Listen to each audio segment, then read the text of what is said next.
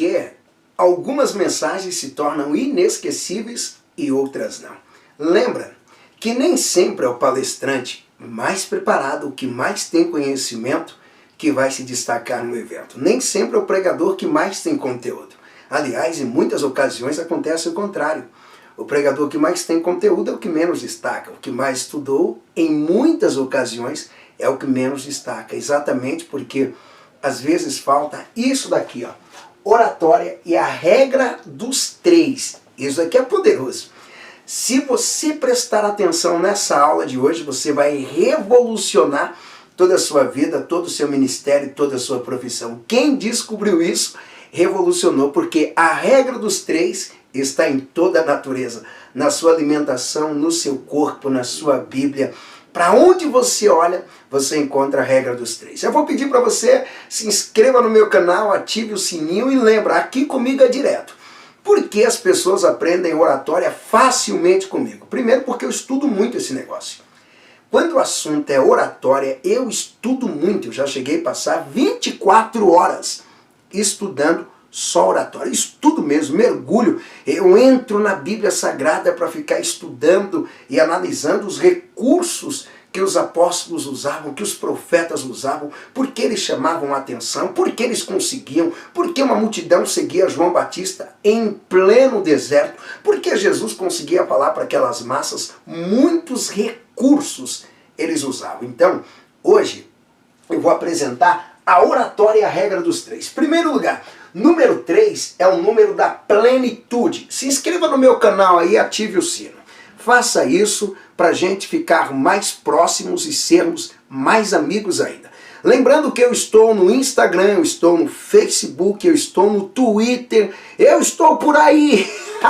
Você vai me achar com facilidade. Vem comigo. O número 3 é o número da plenitude. Por que plenitude? Vamos lá.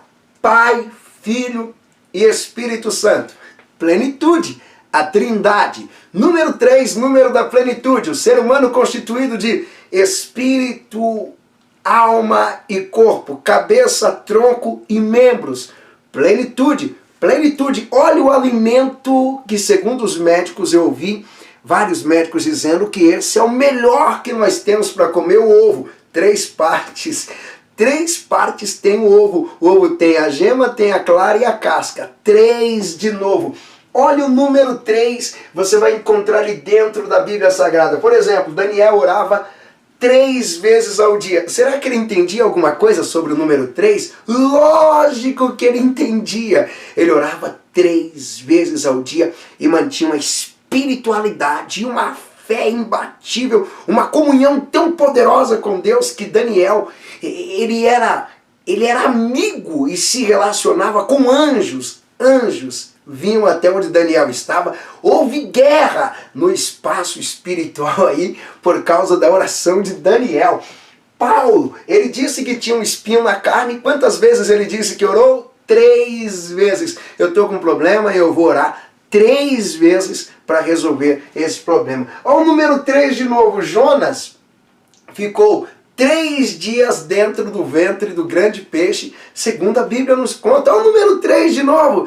3 jovens foram lançados dentro da fornalha de fogo. Olha o número 3 de novo. Jesus disse que ressuscitaria ao 3º dia, que foi o domingo pela manhã.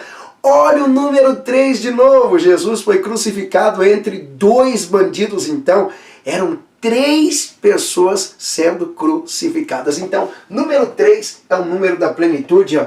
Trindade, o homem é trino. Esses homens oraram 3 vezes e esse viveu uma experiência de 3 dias no ventre de um grande peixe. Agora escute, por que esse número é tão poderoso? Porque a nossa mente sempre divide as coisas em blocos de 3 ou de 2. Por exemplo, fala o número do seu telefone. Eu vou falar o do meu, atual, o número atual.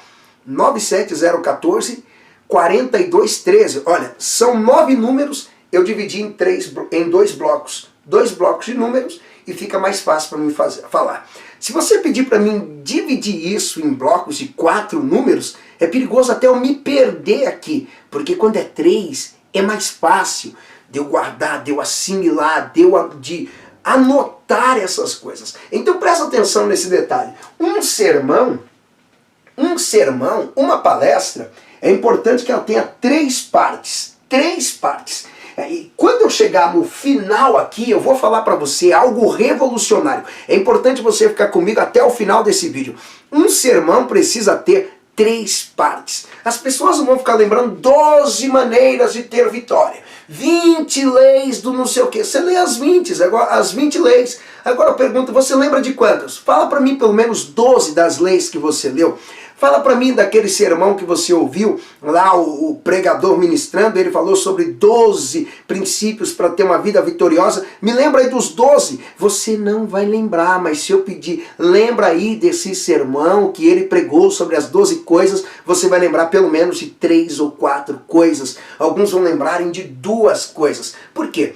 A nossa mente, ela não é boa para captar dados, números, até porque nós somos seres de história, nós aprendemos as coisas mais por histórias do que por dados e informações. Por exemplo, se a gente perguntar para você sobre quem ensinou você algumas coisas sobre matemática, você esquece dessas pessoas. Mas se perguntar quem te contou a história mais impactante da sua vida, você vai lembrar, nós lembramos mais de histórias. Lembrando que até o Evangelho, ele arrebentou no mundo exatamente porque os discípulos saíram contando uma história. Jesus não deu para os discípulos, naquela época, porque a Bíblia estava sendo escrita ainda. Jesus não deu para eles um livro, Jesus não deu um pergaminho, Jesus não deu um rolo. Jesus disse, ide por todo mundo, pregai o Evangelho. O que era o Evangelho? Uma história. O que é o Evangelho? Uma história. Eles iam contar que é o seguinte, nasceu de uma virgem, ele cresceu, ele apanhou, ele sofreu, e aí ele morreu, mas ao 3º dia ele ressuscitou, vive para todo sempre, eu toquei nele, eu vi ele. A história, lembra? Histórias conectam as pessoas. Quantas vezes eu estive em cultos e eu acabei esquecendo da pregação da noite, mas eu lembro da ilustração que o pregador contou. Eu passo por isso e olha que eu sou apaixonado por pregação. E aquelas pessoas que não têm essa paixão tão grande por pregações, elas não vão lembrarem da totalidade dos dados que você está passando. Olha, a cidade de Éfeso tinha o templo da deusa Diana, e o templo tinha 100 e tantas colunas, e a cidade media tantos quilômetros. As pessoas esquecem da quilometragem da cidade.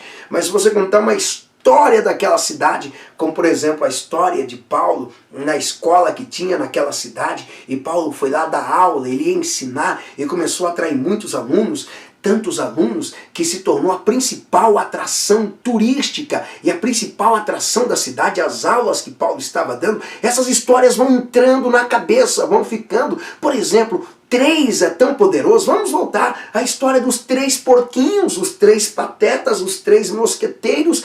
3. E a história do Pai, do Filho e do Espírito Santo, que é a história mais famosa do mundo, que Deus criou um filho, e o filho chama Jesus, ele foi gerado pelo Espírito Santo, guiado pelo Espírito Santo. É a história mais poderosa e é o livro mais vendido do mundo, porque tem uma história de 3, contada sobre 3, o Pai, o Filho e o Espírito Santo. Então lembra, o 3 é poderoso. E não é à toa que Thomas Jefferson, ele gostava de usar isso daí. Não é à toa, escute isso, não é à toa que o Steve Jobs, que foi considerado um dos maiores palestrantes do mundo, e ele revolucionava. Você acha que o iPhone se tornou o que se tornou só por ele ser aquele aparelho? Não, por uma história bem contada que tinha por detrás dele. É por isso que eu disse, não é o melhor produto que vende, não é o melhor que se destaca, mas aquele que comunica melhor aquilo que se tem. Então, dividi em 3. E o sermão, a pregação mais falada de Jesus, mais pregada, por exemplo, é o que mais prego sobre Jesus, quando eu vou pegar as parábolas dele, é exatamente a do capítulo de número 15 do Evangelho escrito por Lucas. Perceba que Jesus coloca o negócio em 3. Como Jesus começa? Ele começa contando que um pastor tinha 100 ovelhas e perde uma.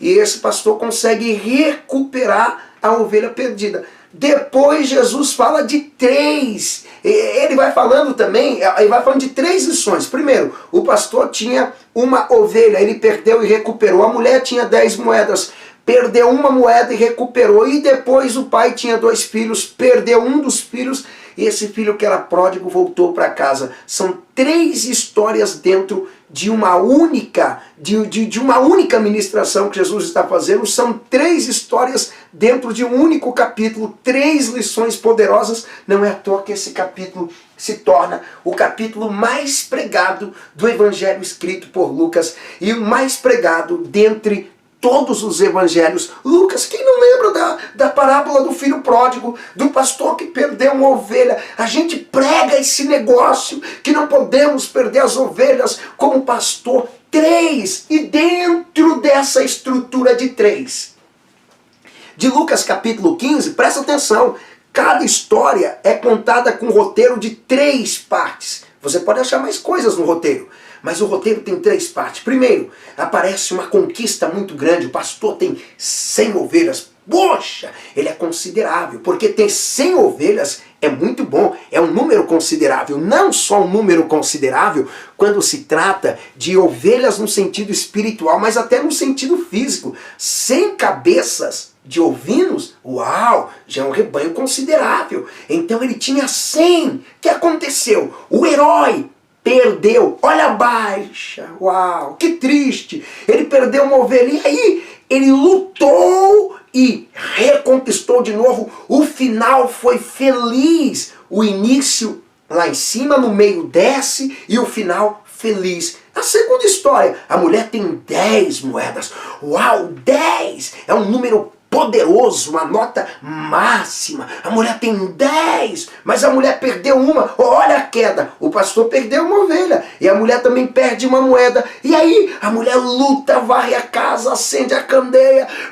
Acende a candeia, varre a casa, tenta e acha a moeda perdida novamente. Uau! Começou bem, aí no meio declina e no final feliz. Aí ele conta também do pai. O pai tem uma fazenda e tem 2 filhos. Meu, essa ideia do pai que tem 2 filhos se parece com as famílias atuais aqui de São Paulo. 2 filhos, as grandes, e as pequenas nenhum filho, só quer marido e mulher. Quer ter filho? Quer ter filhos? Não. E quando pensa em ter no máximo 1, esse pai já tinha 2, tinha uma fazenda, muito dinheiro, e aí o pai perde um filho. Olha o declínio, o pai triste, mas aí o filho voltou. 3 partes do sermão, e dentro das 3 partes divide mais 3.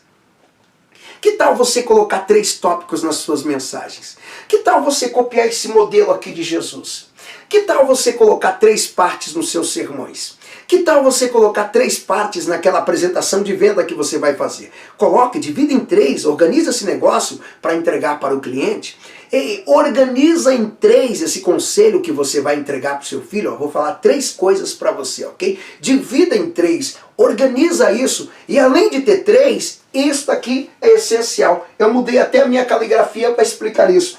Além de ter as 3 partes no seu sermão, 3 partes na sua mensagem, tenha também essas 3. Tem início, tem o meio e tem o fim. Permita que as pessoas saibam quando você está no início, para que elas saibam quando você está no meio, e que elas saibam também quando você está no fim. Sucesso para você! Eu disse, comigo é assim, ó. Poucos minutos você já aprende uma grande lição. Poucos minutos você aprende muita coisa. Que Deus te abençoe, muito sucesso, ó. Me siga.